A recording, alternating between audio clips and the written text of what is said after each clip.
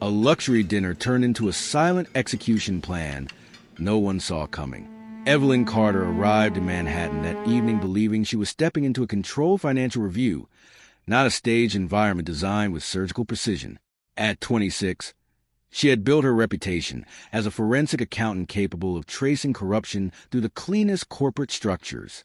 Her work rarely placed her in direct proximity to danger, but that night, she was invited into a world where danger was disguised as elegance. The estate belonged to Don Luciano Moretti, a man whose influence stretched across legitimate industries and hidden criminal pipelines.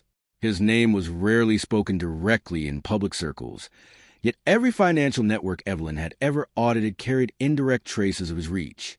The invitation itself was framed as professional cooperation tied to an ongoing audit investigation. The guests assembled inside the private dining hall represented a carefully curated cross-section of power.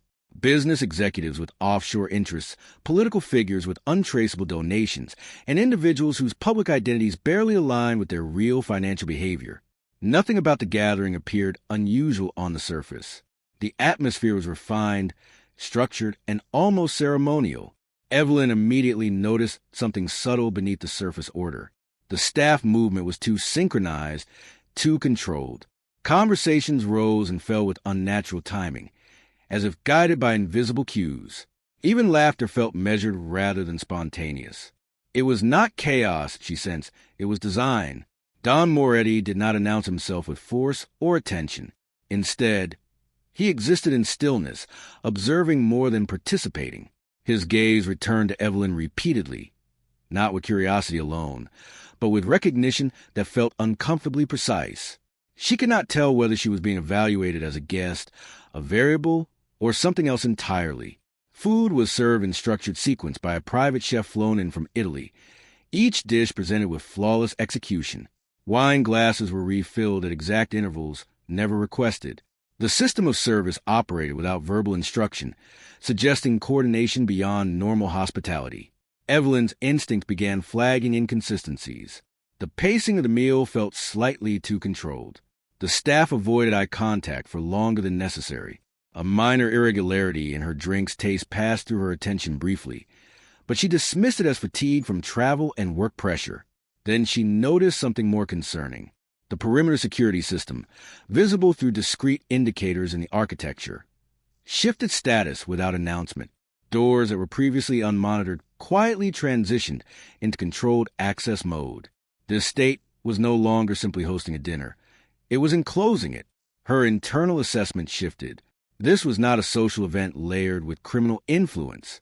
It was something structured, something engineered with intent she could not yet define. Across the room, guests continued eating, unaware that subtle physiological responses were beginning to appear. Small disturbances in posture, delayed reactions, and quiet discomfort started spreading unevenly across the table. No one spoke about it, but the pattern was forming. Evelyn's attention sharpened. The calm environment was no longer reassuring. It was becoming clinical. The dinner had transitioned into an experiment, and she had just realized she might be part of it. As she reached for her glass again, her fingers paused midair, because the glass she remembered was no longer in front of her. It had already been replaced without her noticing when it moved. The poisoning didn't explode. It unfolded like silence becoming death. At first, nothing seemed wrong. The dinner continued in its carefully controlled rhythm, glasses clinking softly, conversations flowing with restrained elegance. Then the first guest faltered mid-sentence. It was subtle, an unsteady breath, a confused blink, a pause too long to be natural. Within seconds, another guest reacted the same way. The collapse was not immediate. It was staggered, uneven, almost engineered to avoid panic at the beginning. Confusion spread before fear. People looked around as if trying to understand whether what they were feeling was real. Some gripped their throats. Others reached for water instinctively, unknowingly accelerating their exposure. Then panic arrived, but it did not escape.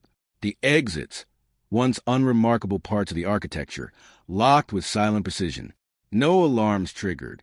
No visible command was issued. The room simply sealed itself, as if responding to an internal protocol rather than human decision. Evelyn's mind shifted instantly into forensic mode. This was not random contamination.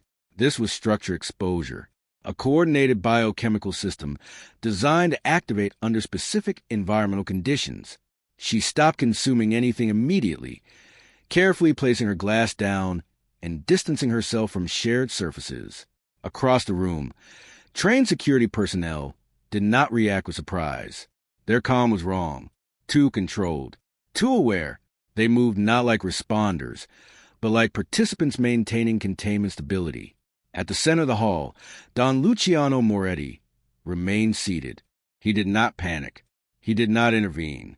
He watched, not as a man witnessing disaster, but as someone observing output from a system he already understood.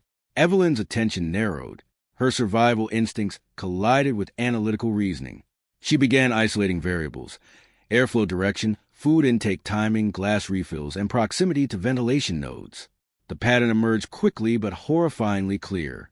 The toxin was not only ingested, it was activated through environmental synchronization, a slow-acting compound designed to escalate based on presence within the room, a location-specific biochemical trigger, meaning no one outside the space was affected, only those selected. Around her, bodies began reacting at different intensities. Some collapsed entirely.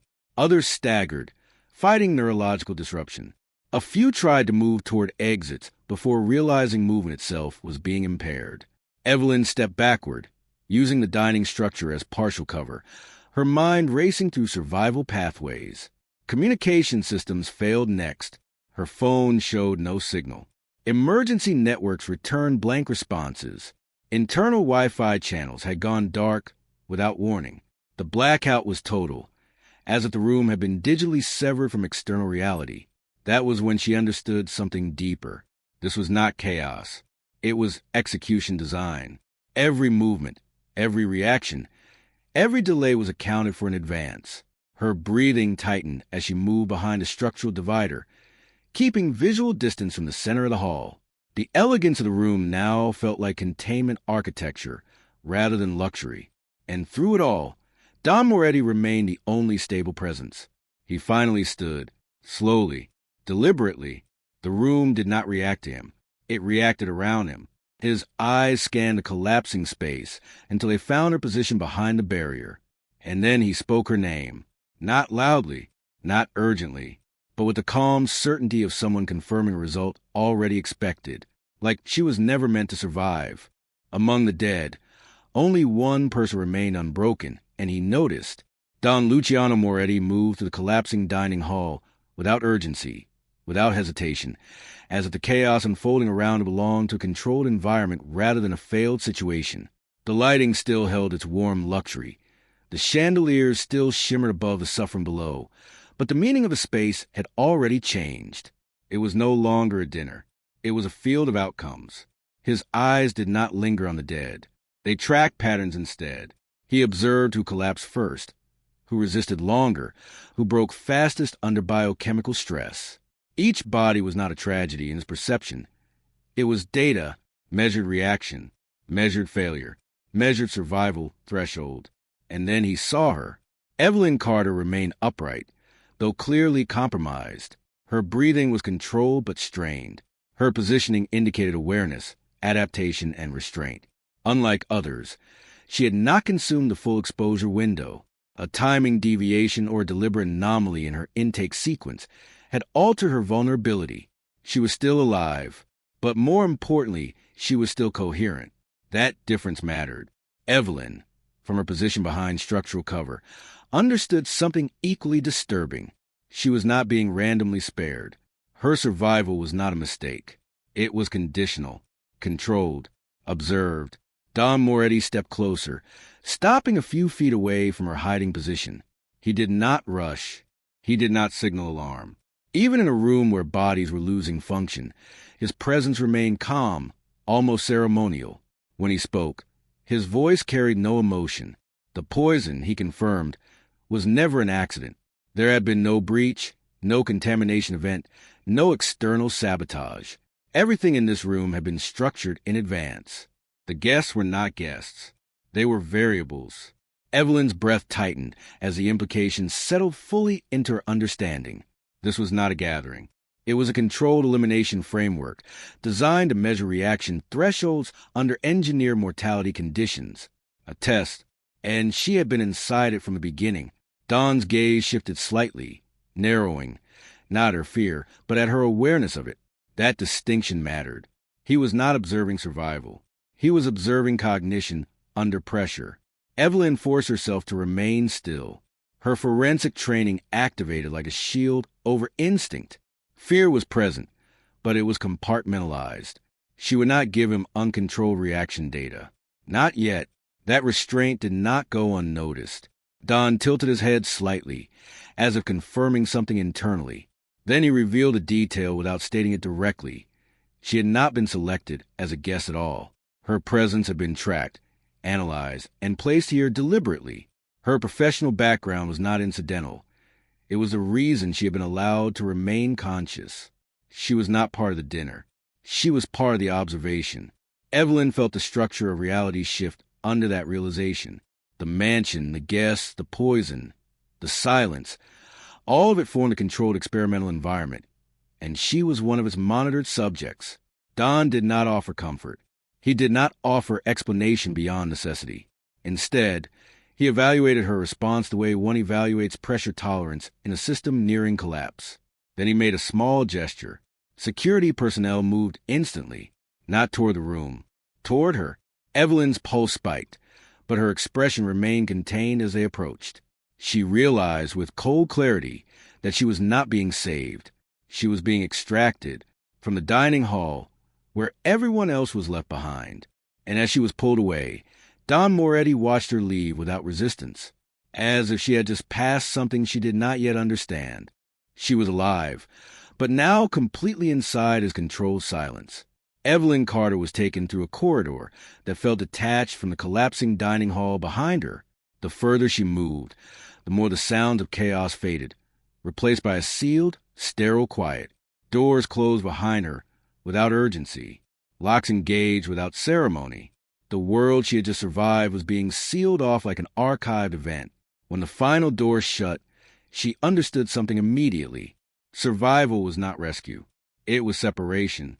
The private chamber she was placed in was not luxurious in a comforting sense. It was minimal, precise, designed to eliminate unpredictability. No external windows that showed the chaos outside. No auditory connection to the dining hall. Only controlled lighting and neutral surfaces that erased emotional reference points. She was no longer inside the event. She was inside containment. Her mind immediately tracked the implication. The survivors were not chosen randomly. Their survival was part of an intentional structure, as controlled as the poison itself. This was not evacuation. It was classification. Minutes passed before Don Moretti entered. Alone. No guards followed him. No security presence disrupted the room. His arrival did not feel like intrusion. It felt like continuation of the same experiment under a different phase. His expression remained calm, unreadable, as if the mass death outside had been an expected operational outcome rather than an incident. He did not sit. He observed her first. Evelyn met his gaze without stepping back. She refused to show fragmentation. Her fear existed, but it was contained, organized, kept behind analytical structure. Emotional collapse would give him incomplete data. She understood that instinctively now. Don spoke indirectly, never confirming details outright. His questions were not about events. They were about consistency, about why she had survived when others had not, about what sequence of actions separated her from the collapse pattern outside.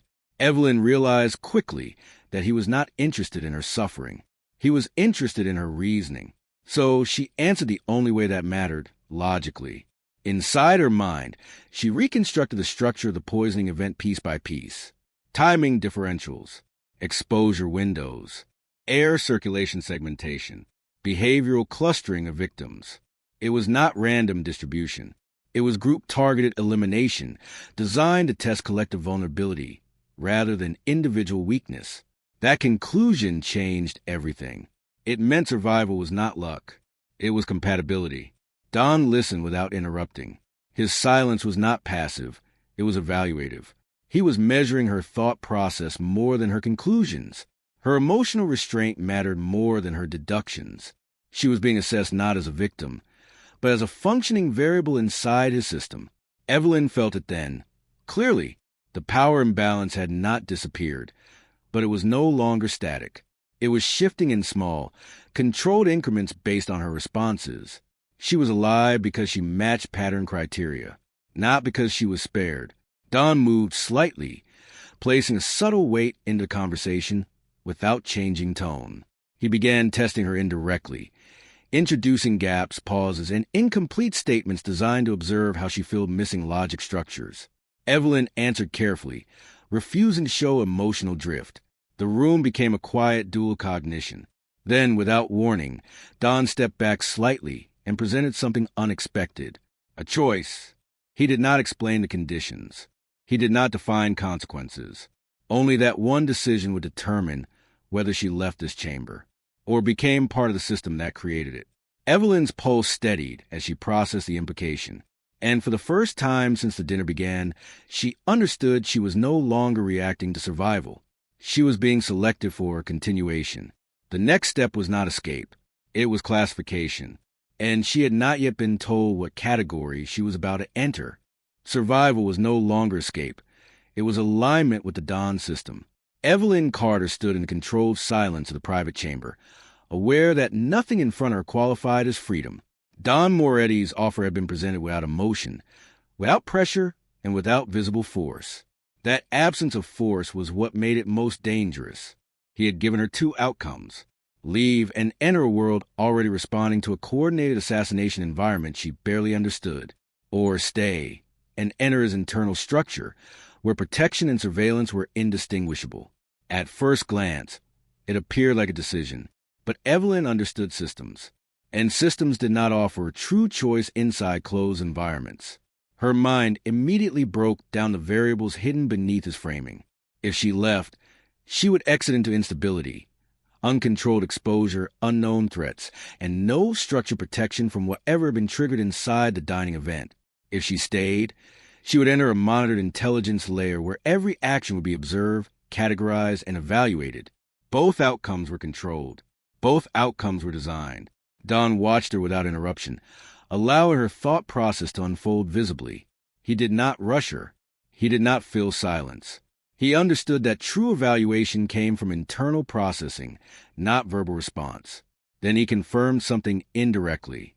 The poisoning, he said calmly, had been a clean operation. That phrase carried weight. Clean did not mean ethical. It meant precise, controlled, executed without deviation.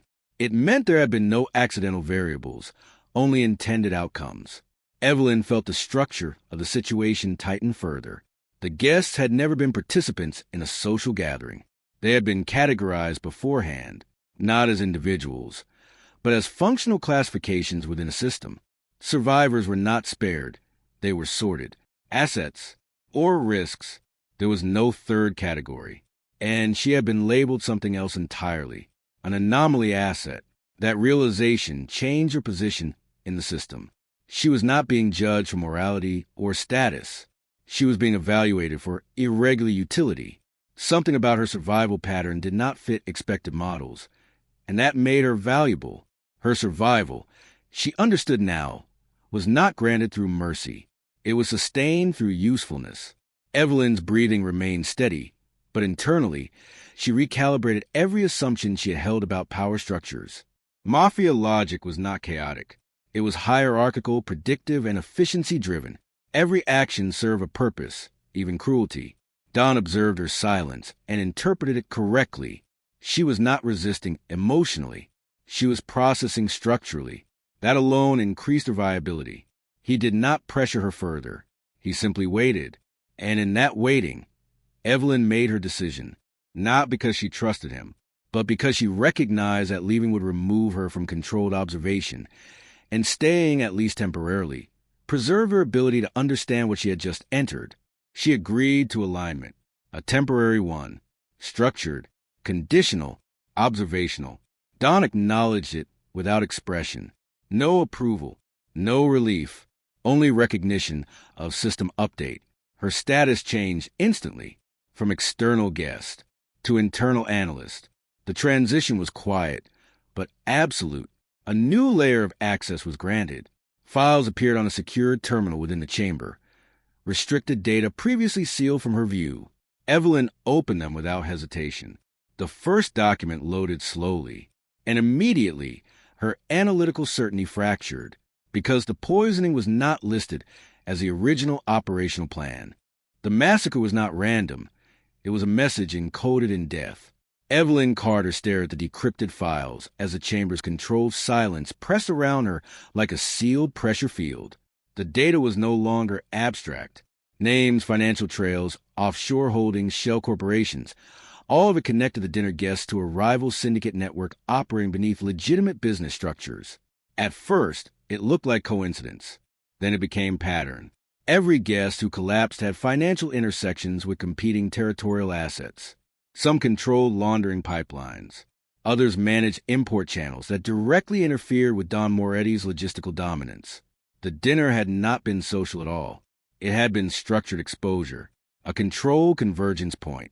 Evelyn's mind slowed into forensic precision as the realization hardened. The poisoning was not a breakdown in security. It was not sabotage. It was an execution framework designed to eliminate embedded threats under the disguise of hospitality. And Don Moretti had not reacted to chaos. He had executed order. The elegance of it was what unsettled her most. No visible escalation. No public conflict. Just a closed system that removed variables silently, efficiently, and permanently. Evelyn leaned back slightly, recalibrating everything she thought she understood about the event. She had walked into what she believed was a high society dinner. Instead, she had entered a counterintelligence purge inside a Mafia war economy. And she had survived, not by chance, not by mistake, but by exemption. Her presence had been flagged in the system as non-participatory observation. That classification had separated her from the fatal distribution layer. She was never meant to consume the system's output. She was meant to witness it. That realization created a cold fracture in her understanding of identity. She had not been invited. She had been positioned. Don Moretti confirmed part of it when he entered again, his expression unchanged. He did not deny the interpretation. He did not expand it either. He only acknowledged that rival syndicates had been infiltrating his financial and logistical framework for months. The dinner had been the final containment response. A reset, a silent purge of embedded assets disguised as social continuity. Evelyn's forensic role, she now realized, had not been coincidental. Her presence had been evaluated beforehand. Her analytical background had been used as validation layer. Someone capable of independently confirming structural integrity of outcomes without emotional interference. She had not been observing the event. The event had been observing her response to it. Fear, which had dominated her earlier reactions, began to dissolve into something more dangerous. Understanding, not comfort, not safety. Structure. Dawn's silence during her analysis was no longer passive. It was evaluative trust. He was measuring how she reconstructed truth from fragments. Not whether she feared him, but whether she understood the architecture he operated within. And for the first time, that alignment formed without resistance. Then the system changed again. A soft alert triggered across the secure terminal network. External intrusion signals. Encrypted, rapid, coordinated. Evelyn's eyes sharpened as the interface shifted into red classification protocols. The data did not need translation. The response pattern was unmistakable. Retaliation. From outside, Don read the same signal, without moving. And in that quiet second, Evelyn understood something that stripped every remaining assumption away. The safe house was no longer safe. The poisoning was just the opening move of a larger war. Evelyn Carter was moved through the secure corridors of the mansion with controlled urgency. The environment no longer resembled a private estate.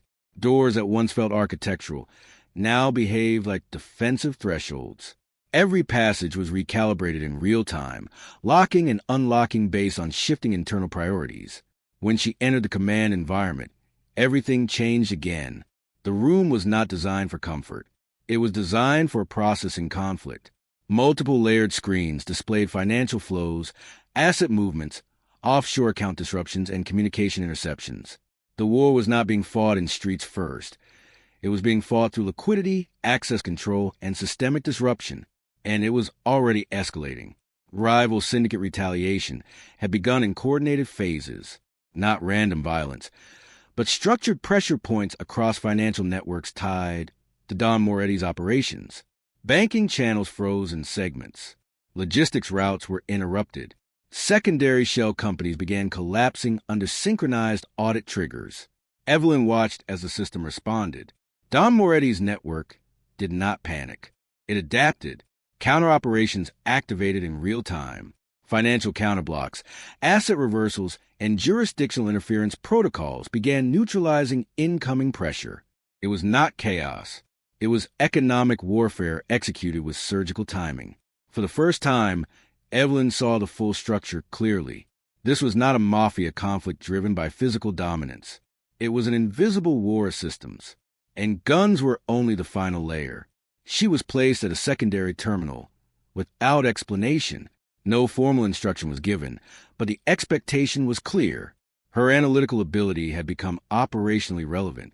Data streams began flowing toward her interface, fragmented intelligence requiring rapid interpretation. She processed them, then refined them, then corrected them. Her role shifted in real time from observer to active node inside the system's survival logic. Every pattern she confirmed was immediately integrated into defensive adjustments. Every anomaly she flagged became a response trigger.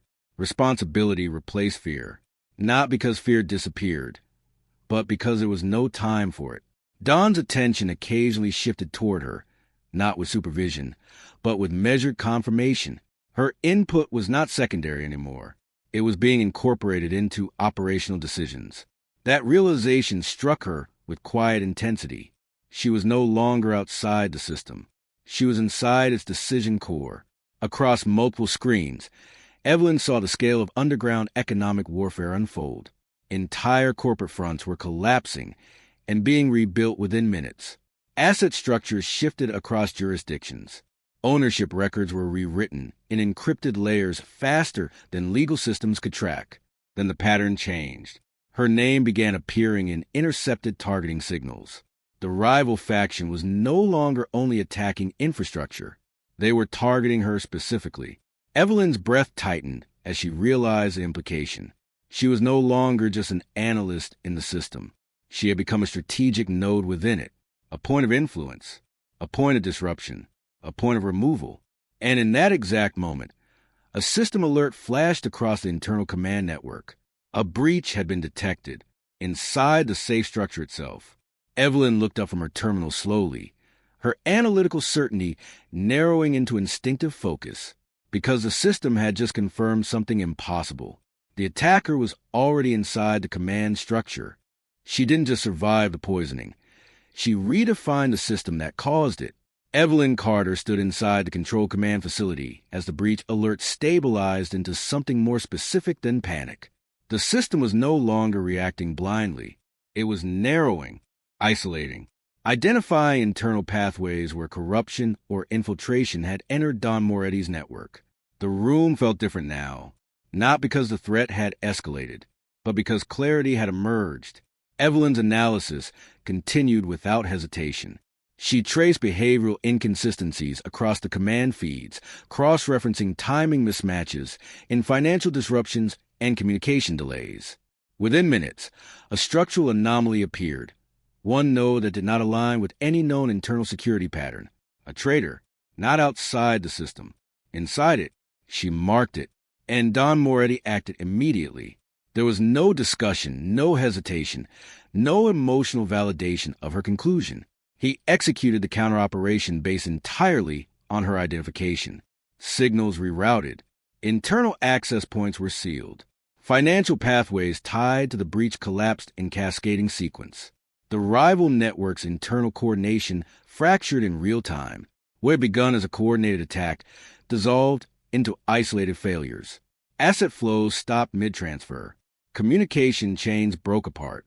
Entire segments of their operational structure lost synchronization and became useless within minutes. It was not destruction. It was disassembly. Evelyn watched it unfold with a calm she did not recognize in herself days earlier.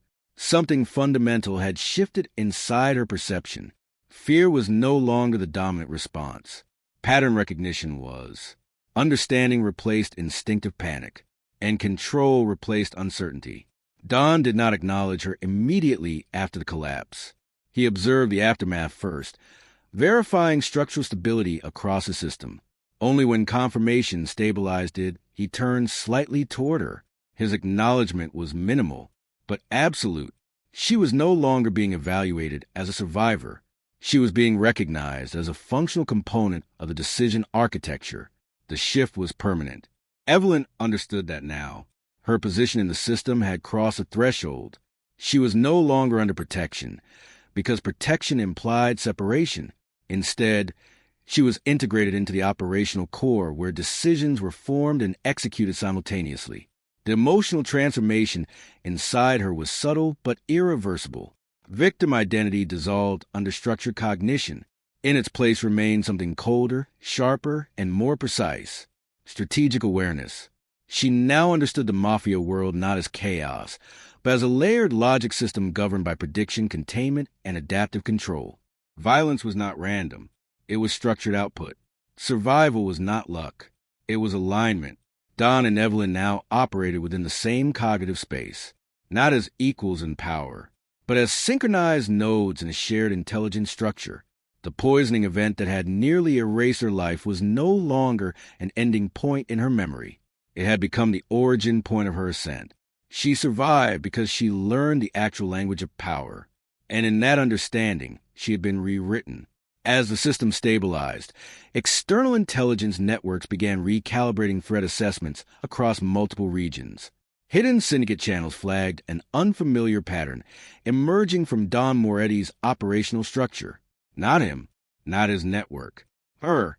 And somewhere beyond the controlled silence of the command facility, a global syndicate quietly registered a new classification update. An unplanned variable had become visible in the system, and she was now marked as a threat.